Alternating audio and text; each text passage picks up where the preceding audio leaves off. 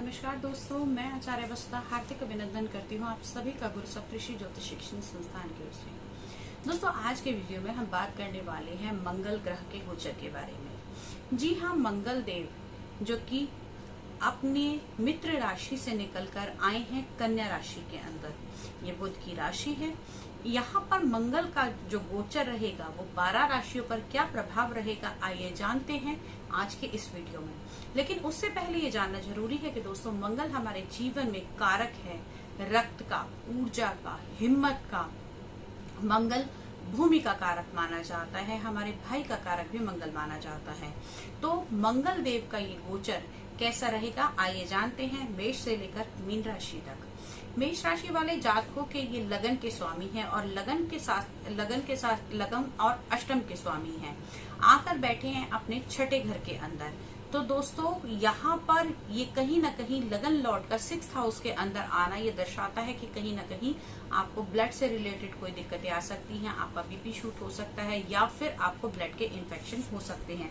तो मेष राशि वाले जातकों के लिए इस समय में थोड़ा संभल कर चलने की आवश्यकता है।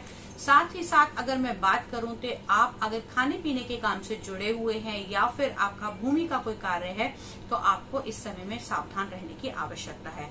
अब बात करते हैं हम वृषभ राशि वाले जातकों के बारे में। तो दोस्तों, वृषभ राशि वाले जातकों के ये 12वें भाव और साथ ही साथ आपके 7म भाव यानी कि आपके पार्टनरशिप भाव के स्वामी माने जाते हैं। गोचर करेंगे आपके 5म हाउस के अंदर। 5म हाउस होता है आपका प्रेम का, आपके संबंधों का, आपके अध्यात्म का, आपके पुनर्जन्म के कर्मों का। और साथ ही साथ 5म भाव के अंदर ये मंगल का जो गोचर रहेगा ये बहुत ही लाभकारी होगा। आपके बच्चे जिनका अभी तक पढ़ाई में मन नहीं लग रहा था, उनके अंदर ऊर्जा नहीं थी और कहीं ना कहीं वो लेथार्जीनेस थी, चीजों को लेके बहुत लीनियंट हो गए थे, तो यहाँ से वो सुधार आता हुआ दिखाई देता है। साथ ही साथ यदि आपने किसी भी कंपटीशन एग्जाम के लिए इस समय में तैयारी करनी है तो ये समय आपके लिए बहुत ही अच्छा साबित रहेगा। अब बात करते हैं हम मिथुन राशि वाले जातकों के बारे में। तो दोस्तों, मिथुन राशि वाले जातकों के ये स्वामी है 11वें भाव के और साथ ही साथ कहीं ना कहीं देखें तो आपके छठे भाव के स्वामी भी यानी कि 6th लॉर्ड आकर बैठेंगे आपके 4th हाउस के अंदर। 4th हाउस जनता का भाव है तो कहीं ना कहीं 4th हाउस भूमि का भी कारक माना जाता है। 4th भाव के अंदर मंगल का आना और साथ ही साथ यहाँ से ये दृष्टि डालेंगे आपके 7म हाउस पे, आपके 11वें घर पे और आपके 10वें घर के अंदर। तो ये मंगल का गोचर यहाँ से आपके लिए बहुत ही लाभकारी होगा। आपके हो सकता है कि आपके वैवाहिक जीवन में थोड़ी खटपट यहाँ से बढ़ती हुई दिखाई दे सकती है। आपस में छोटी मोटी बातें हो सकती हैं, लेकिन उसमें घबराने की आवश्यकता नहीं है। End of the dead result आपका अच्छा ही रहेगा। कार्य क्षेत्र के अंदर इसकी दृष्टि जाने से कहीं ना कहीं आप अपने काम को लेके और ऊर्जावान रहेंगे और साथ ही साथ नए नए चैलेंजेस को एक्सेप्ट करने के लिए तैयार रहेंगे। अब बात करते हैं हम कर्क राशि वाले जातकों के बारे में। तो दोस्तों, कर्क राशि वाले जातकों के लिए ये मंगल जो माने जाते हैं आपके 10म भाव के और साथ ही साथ आपके 5म भाव के यानी कि केंद्र और त्रिकोण दोनों के स्वामी आकर बैठेंगे आपके 3रे भाव के अंदर। यहाँ आपके मित्रों के साथ आपका सहयोग मिलेगा और साथ ही साथ आपकी छोटी यात्राएं इस समय में हो सकती हैं। और इसके साथ साथ आपका मनोबल जो टूट गया था, आपका सेल्फ कॉन्फिडेंस जो टूट गया था, वो यहाँ से बढ़ता हुआ दिखाई देगा। ये तो था मंगल का गोचर 3रे घर के अंदर आने से, लेकिन साथ ही साथ ये यहाँ पर आके एक्टिवेट करेगा एक साथ 3 घरों को यानी कि आपके 10म भाव को, आपके 9वें भाव को और आपके 6th हाउस को। तो यहाँ पे थोड़े बहुत आपको लेकर हेल्थ के इश्यू हो सकते हैं, कुछ इन्फेक्शंस हो सकते हैं, लेकिन साथ ही साथ भाग्य भाव पर मंगल की दृष्टि पड़ने से आपके भाग्य से जुड़े हुए कार्य भी यहाँ पर आपके ठीक होते हुए दिखाई देंगे।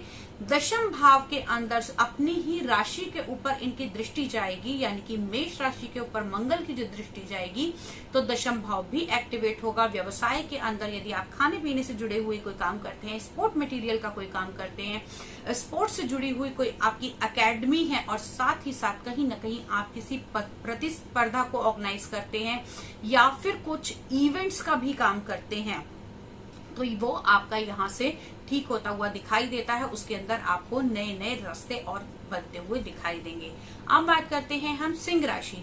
यहाँ से सिंह राशि से ही निकलकर मंगल का जो गोचर हुआ है आपके सेकंड हाउस के अंदर हुआ है। सिंह राशि वाले जातकों के ये नवम भाव के और साथ ही साथ आपके चतुर्थ भाव के स्वामी हैं।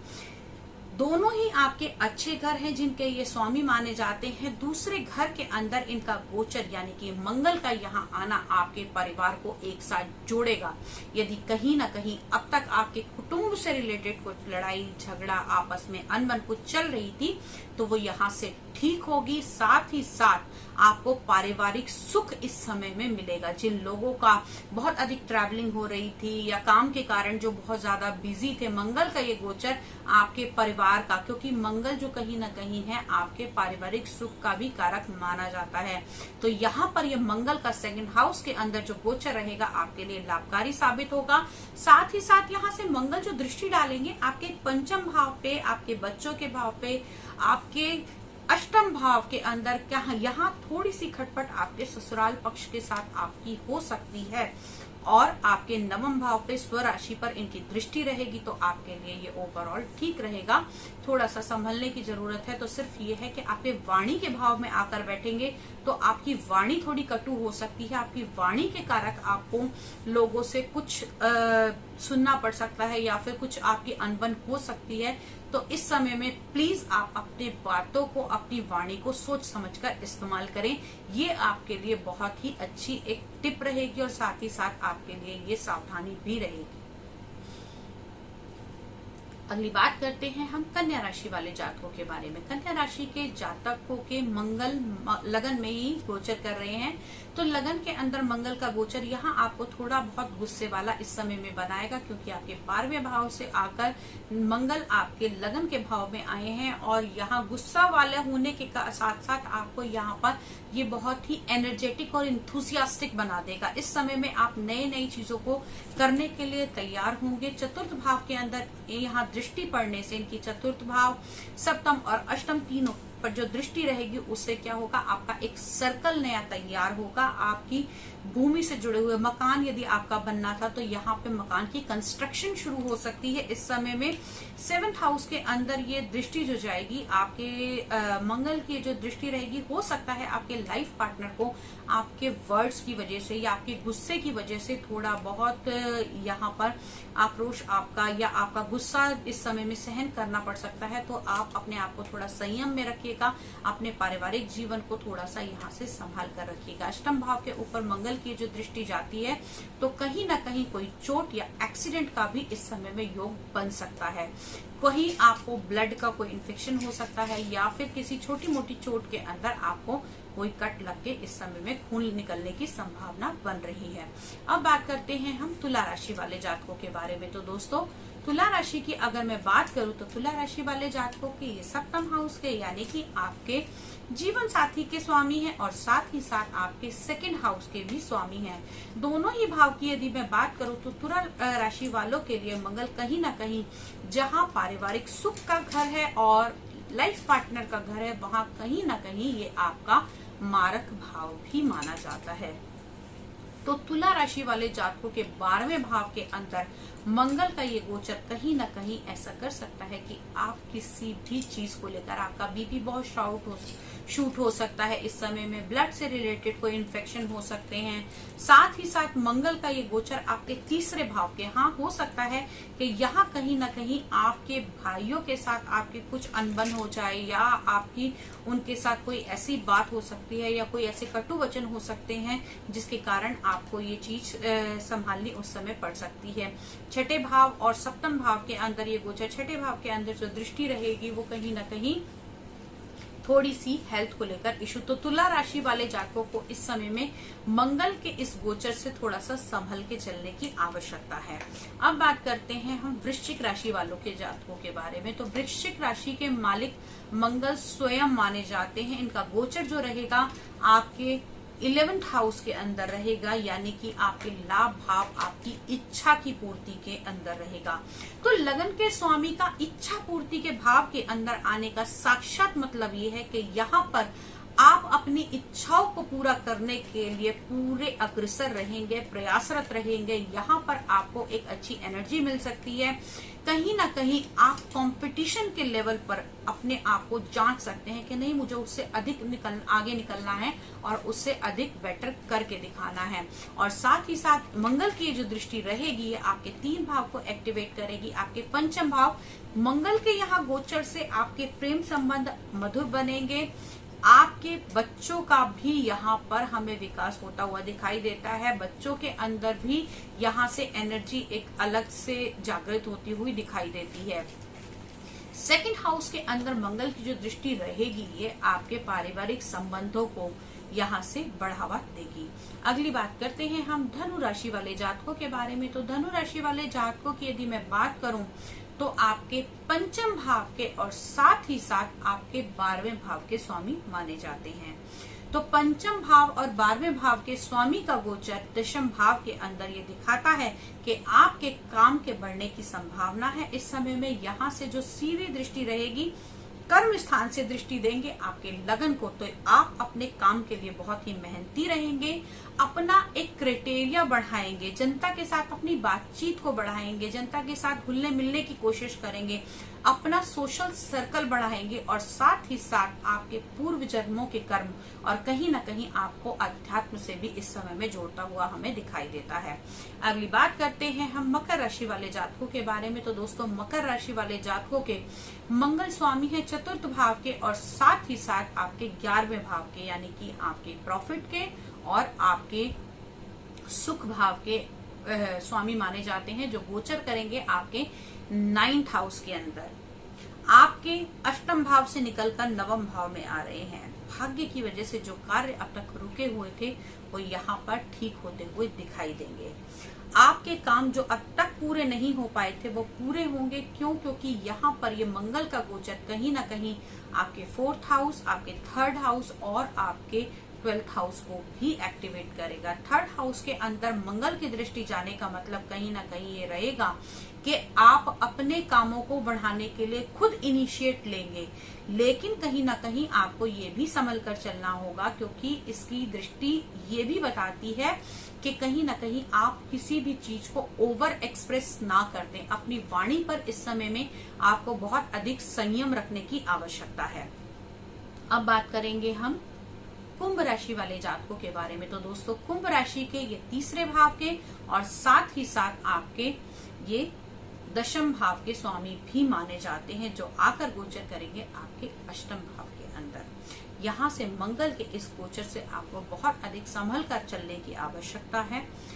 कहीं ना कहीं कोई ऐसा छोटा एक्सीडेंट, कोई चोट, कोई पाइल से रिलेटेड प्रॉब्लम, खूनी पाइल्स होना, या कहीं ना कहीं आपकी अगर मैं बात करूं तो यहाँ से हेल्थ को लेकर कुछ इश्यूज दिखाई देते हैं। लेकिन यहाँ से जो दृष्टि डलेगी वो बल पराक्रम भाव पर, आपके 2nd हाउस पर और आपके 11th हाउस पर भी पड़ेगी। तो हेल्थ के साथ साथ और बेनिफिट्स आपको मंगल के यहाँ मिलने वाले हैं।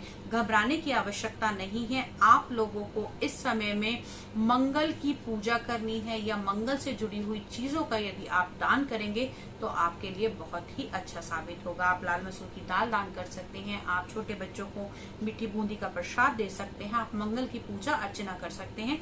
ये आपके लिए बहुत ही लाभकारी साबित होगी। अब बात करते हैं हम मीन राशि वाले जातकों के बारे में। तो मीन राशि वाले जातकों के ये 9वें भाव के और साथ ही साथ आपके 2nd हाउस के स्वामी माने जाते हैं, जो अभी गोचर कर रहे हैं आपके 7th हाउस के अंदर। जी हाँ, 7वें घर के अंदर मंगल का ये गोचर आपको 7th से मांगलिक बना रहा है। अभी हाँ, मैं पीछे आपको बताना भूल गई कि जहां पर ये हमने अभी आपसे बात करी थी कुंभ राशि वाले जातकों के लिए, तो लाइफ पार्टनर की हेल्थ को लेकर भी आपको इस समय में थोड़ा सा ध्यान देने की आवश्यकता है। अब मीन राशि के अंदर जो ये गोचर रहेगा मंगल का, ये बहुत ही मैं कहूंगी कि कहीं ना कहीं आपको एनर्जी तो देगा, लेकिन आपके स्वभाव को थोड़ा उग्र भी बना सकता है। कार्य क्षेत्र में आप अग्रसर होंगे, कुटुंब के साथ भी मिलकर चलने की कोशिश करेंगे, लेकिन आपकी वाणी के कारण, आपकी बोल के कारण और कहीं ना कहीं आपको इस समय में आपके चेहरे पर कोई कट इस समय में लगने की संभावना बन रही है। माथे पे कोई इस समय में दिक्कत आपके आ सकती है। तो दोस्तों थोड़ा संभल कर चलें। जिन राशियों को हमने बताया कि इस समय में मंगल का ये गोचर उनके लिए थोड़ा सा खतरनाक साबित हो सकता है, खतरनाक तो नहीं कहूंगी, लेकिन हाँ, ज्योतिष का कार्य सिर्फ संभल कर चलना बताना ही होता है। आप लोगों को उपाय बता दिए हैं, साथ ही साथ इस समय में मंगल के गोचर में जिन लोगों को मैंने हेल्थ से जुड़े हुए इश्यू बताए हैं वो ओम अंग अंगारकाय नमः का जाप करेंगे तो जो भी इश्यू मैंने बताए हैं उसमें या तो ये होगा कि आपको 1% ही चीजें हो, या फिर हो सकता है कि वो चीजें पूर्णतः टल जाएं। आज के वीडियो में इतना ही। मंगल का ये गोचर रहेगा कैसा हमने डिस्कस किया। अगले वीडियो में आपसे फिर मुलाकात होगी, तब तक के लिए जय माता दी।